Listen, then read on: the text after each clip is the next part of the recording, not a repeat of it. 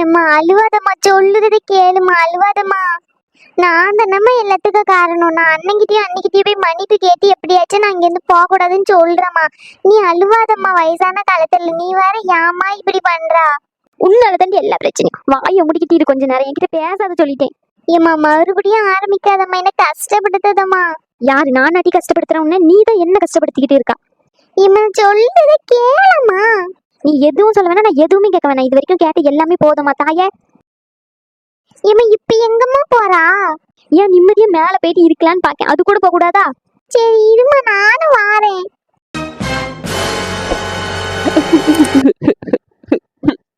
சின்ன பண்ணே, உனக்கு தனியா சொல்லணுமா? எவ்வளவு வாட்டி சொல்றது அழுகாதன்னு சொல்லி?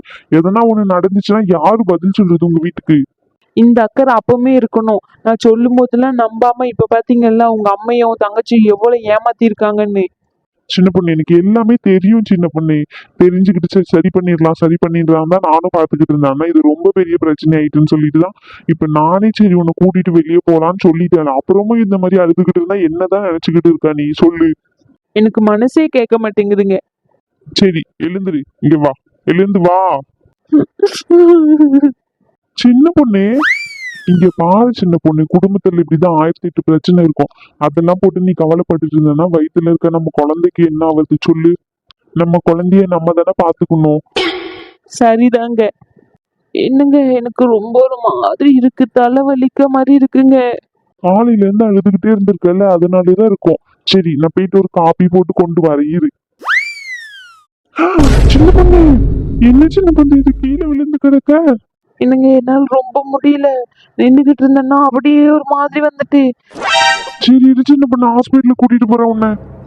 சின்னதனுக்கு என்னையாச்சு? எல்லாம் உங்க 2 பேராலதான். அவ அழுது இந்த மாதிரி ஆயிட்டா. அவளை நான் ஹாஸ்பிட்டலுக்கு கூட்டிட்டு போறேன், யாரும் வந்துடாதீங்க சொல்லிட்டேன். என்னையா சொல்லுறா? ஆமாமா, எல்லாத்துக்கும் நீ உன் மொபைலம் தான் காரணம். என் பின்னாடி வந்துடாதீங்க சொல்லிட்டேன். ஏடி இப்படி சொல்லிட்டு போற? அவன் வேற மயக்கம் போட்டு கிடக்கா. என்னடி இது? என்னன்னு தெரியலையேம்மா.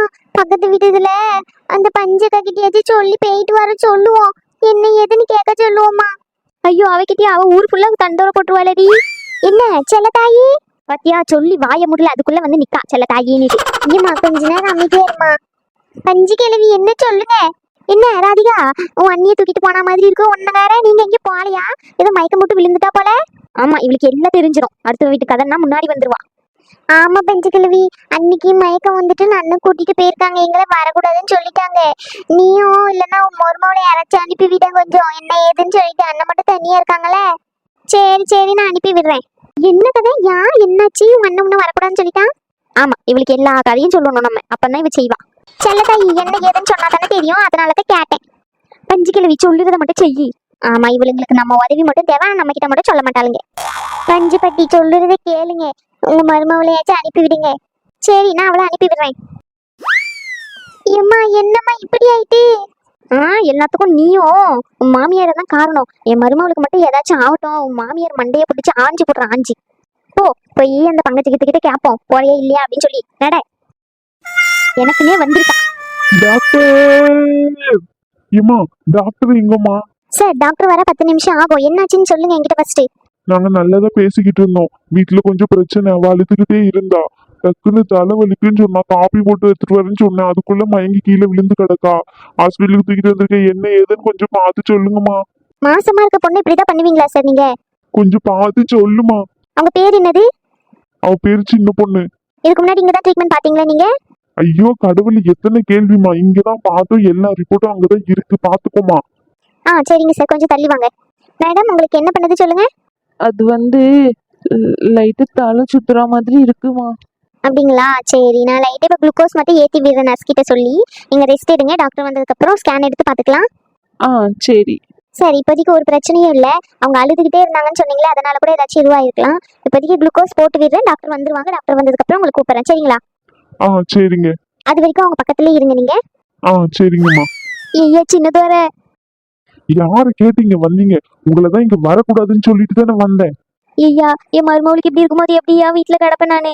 சரி அதெல்லாம் இருக்கட்டும், இந்த பஞ்சு கிழவியை எதுக்கு கூட்டிட்டு வந்தீங்க?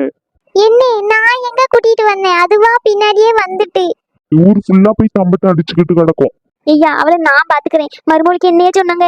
டாக்டர் வர 10 நிமிஷம் ஆகுமா, நர்ஸ் குளுக்கோஸ் போட்டு விடுறேன்னு சொல்லியிருக்காங்க. உங்களை பார்க்க அவளுக்கு இன்னும் கஷ்டமா தான் இருக்கும். தயவு செஞ்சு வெளியே போங்க. ஐயா 2 வார்த்தை மட்டும் பேசிட்டு போறேனே. போங்கன்னு சொன்னேன். என்ன சின்னதுரை என்னென்ன சொன்னாங்க டாக்டர்? இருக்கிற கோவத்துல பஞ்சு கிழவி வந்தன்னா உன் முடியெல்லாம் பிச்சை எடுத்துரும், ஓடிடு. நான் எப்படி இருக்கானே கேட்டேன். இதுக்கு ஏன் இவ்வளவு கோவப்படுறான் இவன் செல்லதாயி? எடி பஞ்சு தாயி கொஞ்ச நேரம் அமைதியா இருட்டி, நீ வார. குடும்பமா சேர்ந்துல சண்டைக்கு வராடுங்க இவளுங்க. மருமவுல ஏம்மா தயவு செஞ்சு பேசாம போமா. எண்ணி என்னாலதான் உங்களுக்கு இந்த நிலைமையில படிச்சிருங்க எண்ணி.